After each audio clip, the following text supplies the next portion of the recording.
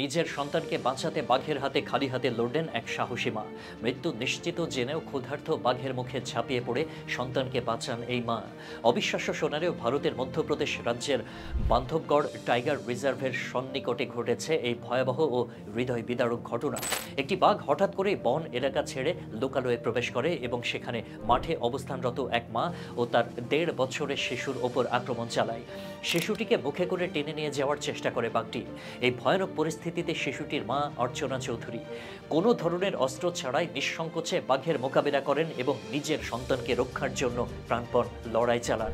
কয়েক মিনিট ধরে চলা এই লড়াইয়ের সময় বাঘটি শিশুটির মাথায় কামড় বসিয়ে টেনে নিয়ে যেতে চাইছিল। মা অর্চনা দৃঢ় প্রতিরোধ ও চিৎকারে আশেপাশের লোকজন ছুটে আসেন।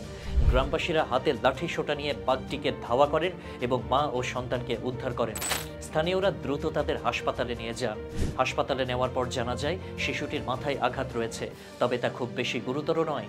কিন্তু মা অর্চনা চৌধুরীর শারীরিক অবস্থা আশঙ্কাজনক।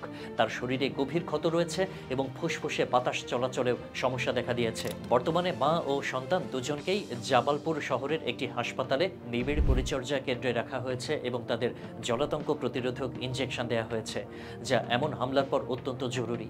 এই ঘটনার পর পুরো এলাকায় আতঙ্ক ছড়িয়ে পড়েছে। বন বিভাগের কর্মকর্তারা জানিয়েছেন বাঘটিকে শনাক্ত করে ধরার কাজ দ্রুত গতিতে চলছে। কর্মকর্তাদের মতে এখন তাদের সবচেয়ে বড় চ্যালেঞ্জ হচ্ছে বন্যপ্রাণী এবং মানুষের মধ্যে সংঘর্ষ কমিয়ে আনা। এ ধরনের ঘটনা ভারতে নতুন কিছু নয়। বিশেষ করে যেসব গ্রাম বনাঞ্চল বা সংরক্ষিত বন্যপ্রাণী অভয়ারণ্যের কাছাকাছি অবস্থিত, সেসব স্থানে এ ধরনের হুমকি প্রায়শই দেখা যায়। স্থানীয় বাসিন্দারা জানিয়েছেন শুধু বাঘ নয়, মাঝে মধ্যে বন্য হাতিও তাদের এলাকায় হানা দিয়ে ফসল নষ্ট করে দেয় এবং জনজীবনে বিপর্যয় সৃষ্টি করে। বিশেষজ্ঞরা মনে করেন দ্রুত নগরায়ন, বন উজাড় এবং মানুষের বসতি বিস্তারের ফলে বন্য প্রাণীদের প্রাকৃতিক আবাসস্থল কমে যাচ্ছে। খাবার ও আশ্রয়ের অভাবে তারা বাধ্য হয়ে লোকালয়ে প্রবেশ করছে এবং এর ফলে মানুষ ও প্রাণীর সংঘর্ষ বাড়ছে। এই বাস্তবতা থেকে রক্ষা পেতে হলে দ্রুত উন্নয়ন ও সংরক্ষণের মধ্যে একটি ভারসাম্য রক্ষা করতে হবে।